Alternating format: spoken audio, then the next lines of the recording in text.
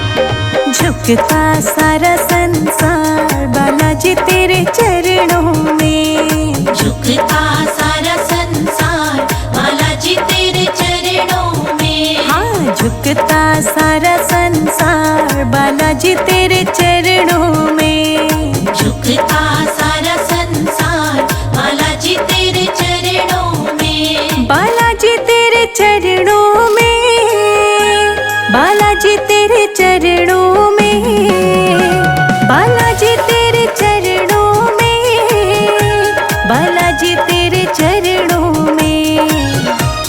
झुकता सारा संसार बालाजी तेरे चरणों में। झुकता सारा संसार बालाजी तेरे चरणों में। बालाजी तेरे चरणों में।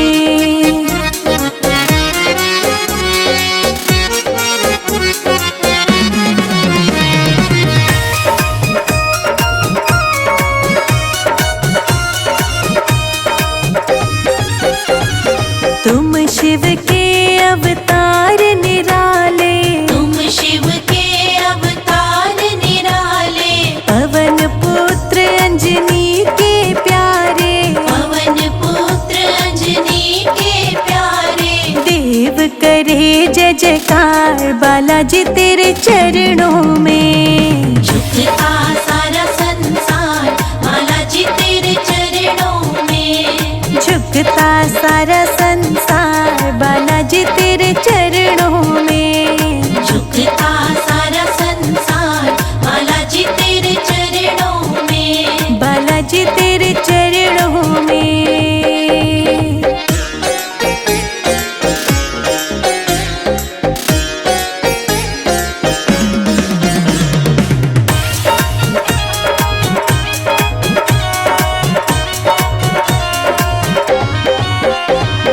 दुख सुख सारे तू ही सवारता। दुख सुख सारे तू ही संवारता। भागों का तू भाग्य विधाता। भागों का तू भाग्य विधाता।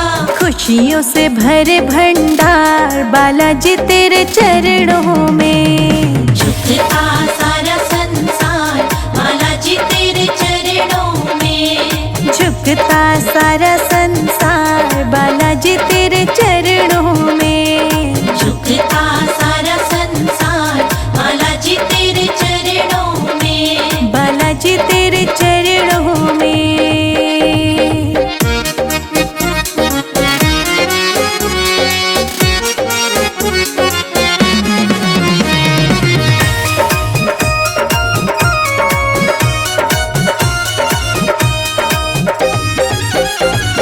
रामचंद्र का सेवक प्यारा।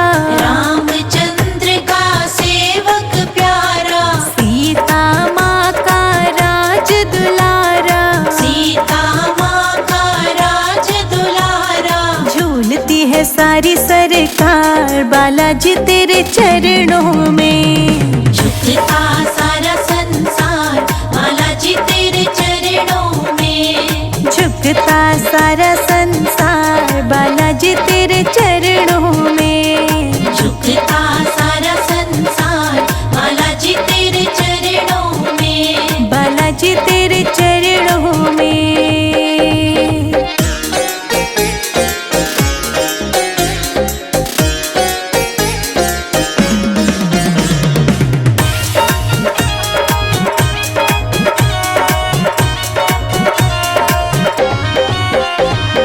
महाभारत की हुई लड़ाई। महाभारत की हुई लड़ाई। अर्जुन की झंडी लहराई। अर्जुन की झंडी लहराई। भक्तों का करे कल्याण बालाजी तेरे चरणों में। झुकता सारा संसार बालाजी तेरे चरणों में। झुकता सारा संसार बालाजी तेरे चरणों